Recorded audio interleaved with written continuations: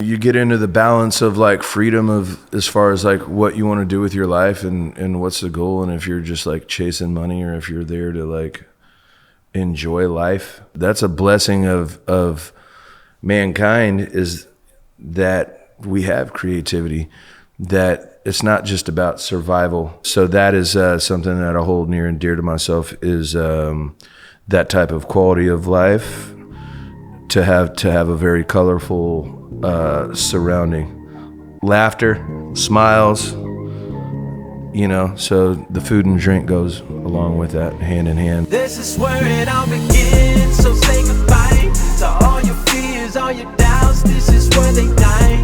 This is where we come to win, we come to fly. This is where we make our dreams come to life. Welcome to Innovation City. Welcome to Innovation City, a podcast featuring the innovators, creators, and disruptors who are changing the way that business happens. My name is Tyler Kelly. I'm here with my co-host, Miss Leanne Buchanan. Hi, everybody. And today we are here at Slam Agency St. Louis headquarters, and we are happy because we're joined by Mr. Christian Ethridge. Howdy. This is a beautiful venue, by the way. Thank you. It's got a great vibration as soon as you get ushered into this place. Awesome. Well, Christian, thank you for joining us. I'm really excited to talk a little bit more about your career and experience as a chef. Oh, a career makes it sound so official. Of course, it's official. And while I haven't had a chance to go to your restaurant, it's Taco Circus, I'm excited to try it one day. Taco Circus #1. Awesome. A gathering place. Gather your belongings. Gather your thoughts. Gather everything. Yeah, gather your people. And eat good food. So Christian, we're going to talk a little bit about the restaurant and your business, but first we want to talk a little bit more about you, get to know who you are. And so I'm going to start off by asking you, what's your superpower? Oh, I think probably perseverance. This is it's been a very long road, at 40. And just to continue going. So I think that like getting up even when you don't want to is probably one of my best attributes, is that even when I'm on very, very little initiative or anything outward that would keep me going, that I would just continue on, because that kind of survival mode is where the meat of a lot of my benefits towards everyone else around me lies, is that even with my coworkers, if there's something really bad that needs to be done, a clogged up drain or something, then it's usually me who will take care of it in order to like increase morale. So that's definitely my superpower in a pragmatic, practical way. Is that I will just do it. You're persevere and you'll do anything. I see Maddie from Nixta, the bartender. You know Maddie? I don't personally. Maddie Oldcrow. Yeah. He makes one of the best margaritas in town. Okay. Oof. Okay. Yeah. Sounds like we have some plans for later. So Christian, I want to understand, how did you get into cooking? How did you get into the restaurant industry? Is it something that's been in your life forever? Did you fall into it? Talk to us about the journey. I'm not the cooking's always been my passion. And this story has been told here in St. Louis, and a lot of people do know this about me, is that I come from a criminal past, and this was basically where I ended up, was dishwashing and then working myself up. I actually advertising agency would be my dream job. Marketing or these type of things. Any creative. Natural. Thank you.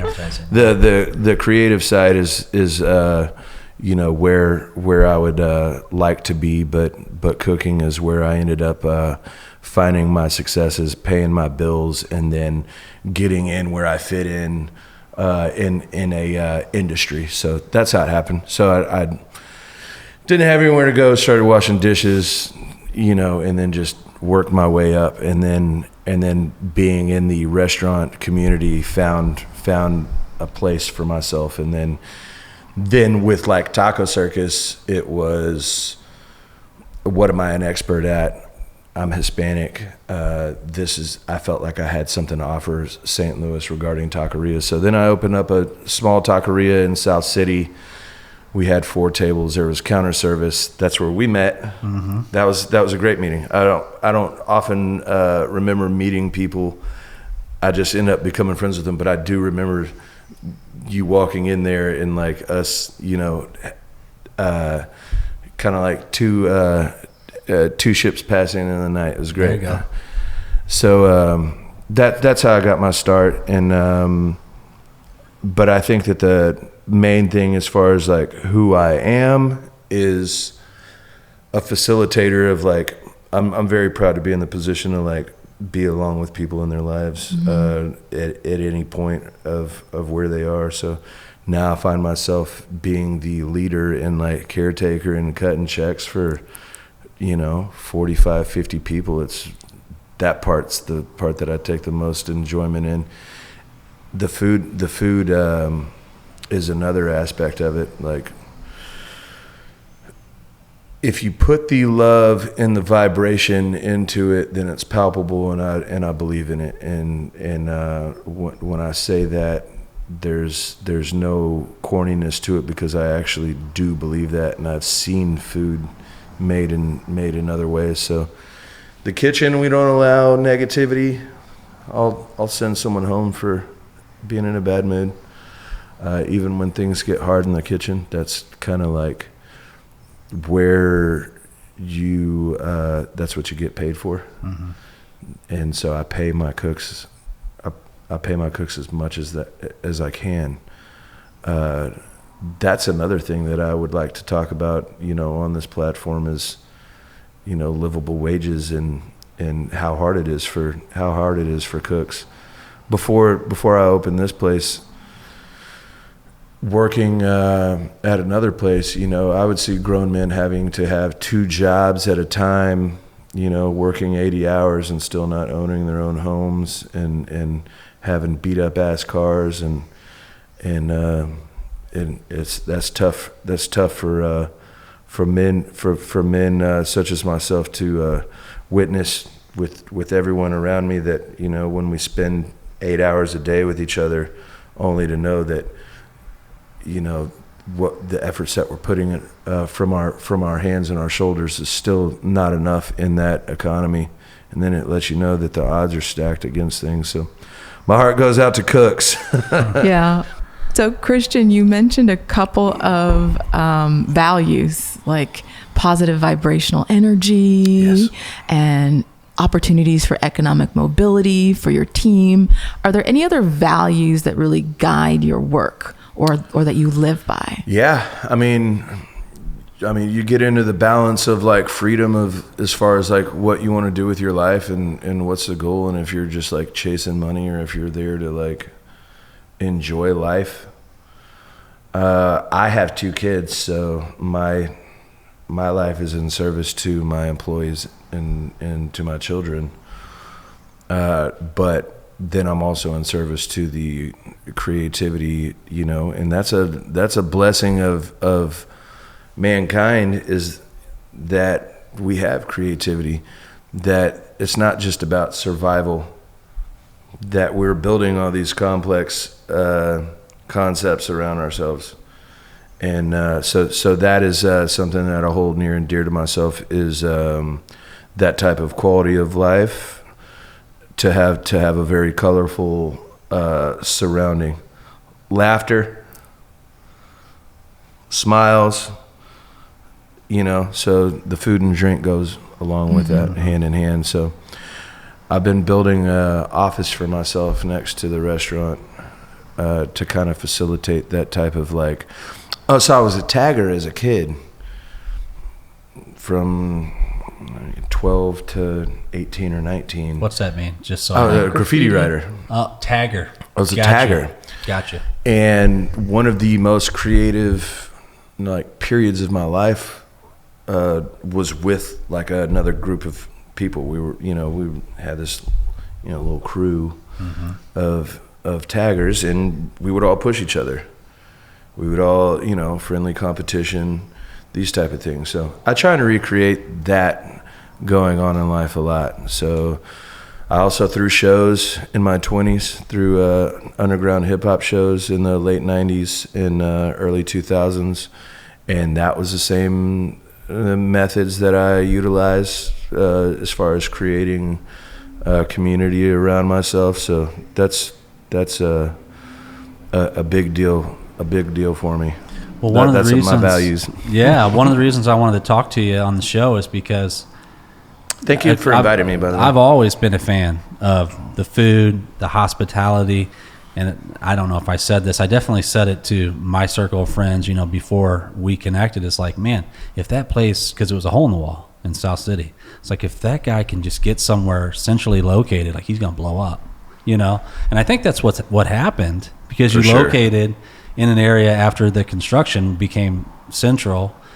But then, and you were packed every night, so much so that, like, for people that like to get in and get out, just wasn't happening at your place. And then COVID hit. Yeah. I was going to address the, hour and a half waits this summer by putting a taquero, a taco maker outside on the patio. But now the patio is the only thing that's open, but a lot of people just don't even want to go out. So now I have this situation where it's like people don't want to eat inside, but then also people don't want to eat on a patio. Like, I'm used to it, being from Texas. I'm used to the heat. I'm used to outdoor restaurants. But I can completely understand why people wouldn't want to go sit outside and sweat and eat Mexican food. But yeah, being centrally located was a super, super blessing. I mean, just for those who are like unfamiliar with Taco Circus, aside from the marketing and kind of like psychedelic cowboy part that gets put to the forefront, it's actually a very fundamental Mexican restaurant. It started out as a very fundamental taqueria, a lot of hot sauces, very straightforward proteins. So we make our own spices and have them delivered from a spice company, McCarthy Spice, up in North County. So like my chili powders, all of these things, we make the recipes and they bring us to them in kits, so that we're not having to throw all these things together. So, but like I said, at the core of Taco Circus, it's a very fundamental Mexican restaurant. Our, Mexican oregano, dried New Mexico red chilies, black pepper, all of these things. So we're not using canned adobo sauces. We're not using canned chipotles. That's what it is. And then, as I was saying, that was what I knew that I could offer the restaurant community. And I think that a lot of places, the smartest ones, that's what they do, is understand where they fit in as far as everyone else in the city. Because if you open up something and you don't take the other restaurants into consideration, then you're just an asshole or you're oblivious. And so that was like, I had a really bad experience working for someone else. And so I was at a junction where I said, am I going to continue in restaurants? I don't want to let someone else make money off my shoulders anymore. So, I need to take back my own pioneering spirit and open a place. And so I said, what do I actually have to offer? And that was what became of Taco Circus. It was also the location. When you look at a restaurant and the space, then the concept comes out. So the second one, I wasn't even looking into that, because quite honestly, I want to do drive-through. I want to take Del Taco's spot, or fast food. So fast, healthy-ish, at least fresh Mexican food, drive-through. And I think that's a large void here. Totally. And that was always my intention, but the money's never been there. So started the first one, and then had some business partners say, come take a look at this place. And I said, well, so for those of you who have not been to Taco Circus, it's huge. There's seating for 100 people, plus a very large patio with big trees and lamps out there, and lots of cactus and lots of plants out there, music going. That's not what I was looking for. But I had some friends come to me and say, come look at this place. And I said, well, there's so many other sit-down Mexican restaurants already. Margarita mills is what you would call them, a margarita mill that just pumps out margaritas. And I had never looked at that like something that I wanted to do, just because so many of them already exist that do well. Rosalitas, Hacienda, El Maguey, El Burro Loco downtown. I don't know. Have you been to the one downtown by Flamingo? They had to change their name. It was like La Bamba, but then they changed their name to El Burro Loco downtown. So it wasn't anything that I was looking at, but the venue was such a great place. I was like, all right, sidetrack what I thought my path was, and let's do this one, because I saw that it was going to be a great place, and it was. And it still is. It's a beautiful location. But yeah, as far as like me, like what's next for me, if I had my choice, then it would be drive-through. By the way, I brought you a shirt. Thank you. Awesome. Gift giving. So Christian, it seems to me from your story that this entrepreneurial journey has been empowering for you. It's been a tough experience, I imagine, but also a way to empower yourself and empower others. Yeah, I just had this situation in my life. My 13-year-old son was, kind of figuring out his place in his social circle, and like pushing himself. Did he want to give up on things, or did he want to work harder on himself in order to push himself into these things? And that's really the only time that you feel alive, is during those points where you're pushing yourself. There's so many days that can just roll on with the work, with the day-to-day toiling, but the real thing is pushing yourself. Not to sound cliche on that, but it's a serious thing for me, as far as like, why am I alive? Why was I given these gifts and these curses and these responsibilities if I'm not actually doing something with that? If you believe in zodiac signs and stuff, I'm an Aries, so that has a pioneering spirit in it as well. So it's just always been that way. My pops, he was like smarter than I am. My dad, he's smarter than I am, but never had the bug to be out there on the edge. And maybe it's if you could even say that it's risky hazard-seeking behavior, who knows, but I've definitely turned it into a positive thing for myself. But I've also seen it in a negative way for myself, as far as like risk-seeking behavior. But at this age now, that I have like channels for outlets of it, I'm doing good. There's, anytime somebody comes across you or Taco Circus, they're probably going to also come into contact with Willie Nelson. Yeah. What's that connection all about for those of us that don't know? Willie Nelson is the spiritual leader of Taco Circus. He has been a big part of my life since even before I was born. So my mom's brother, Philip Fajardo, is a very accomplished drummer.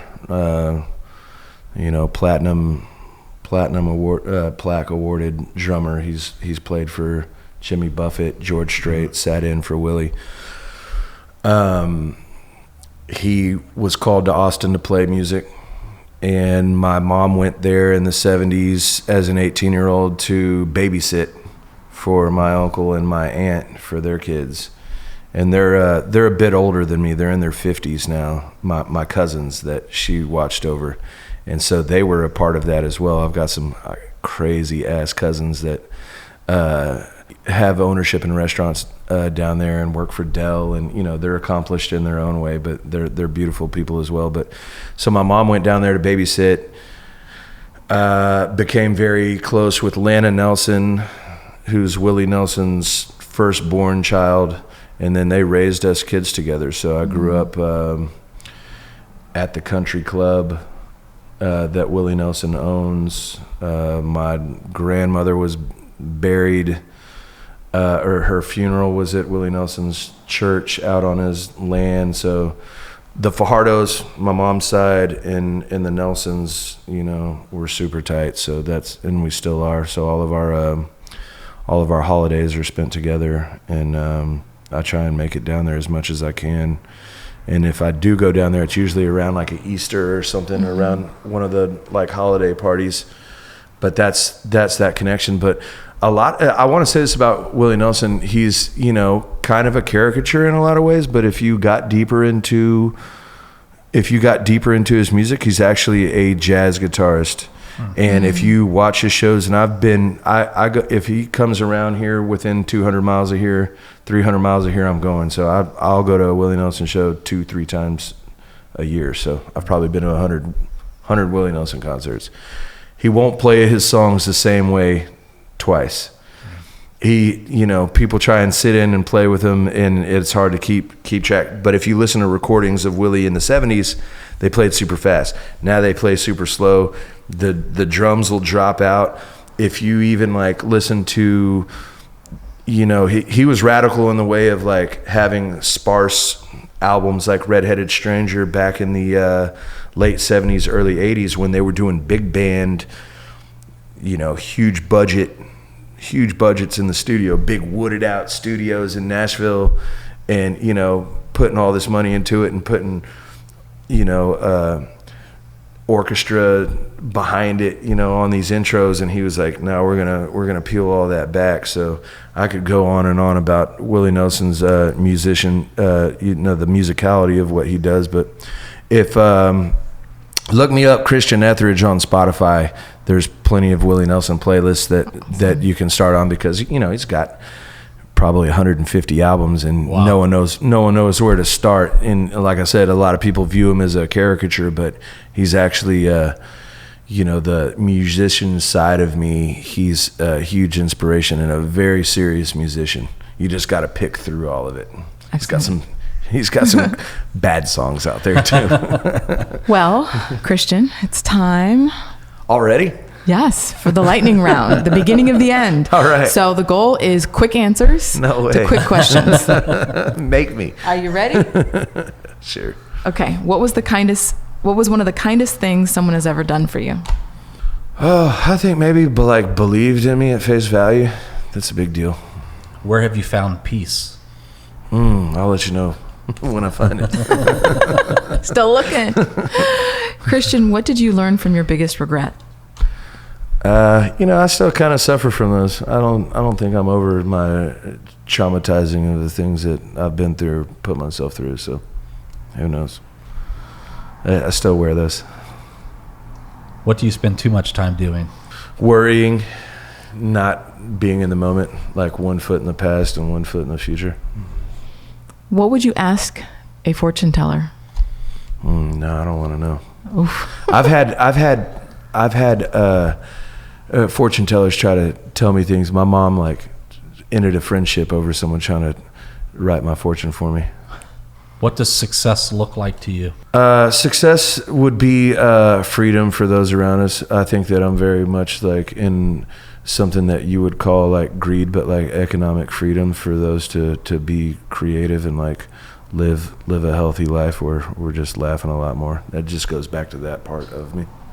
So last question, what is your perfect day?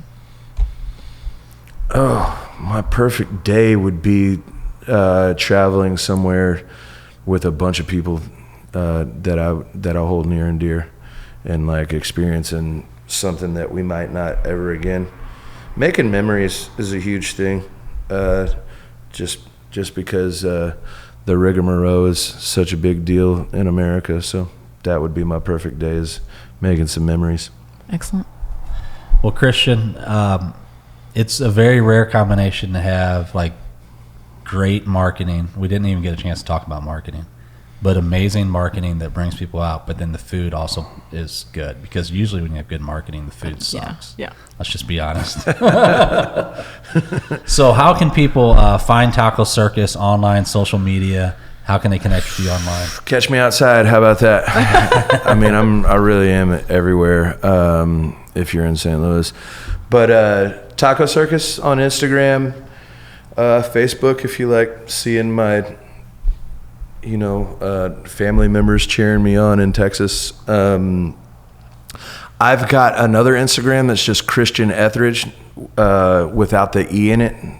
Ethridge, so Christian Ethridge is my personal one. And then I also have another one that I've got a ton of Instagram. I've got another one where I collect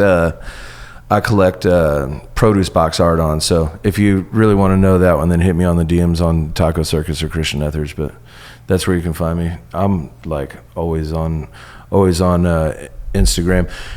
Put your phones away for a couple hours, though, people, and let's get our our attention spans back. Yeah. But I am on Instagram a lot, truth be told.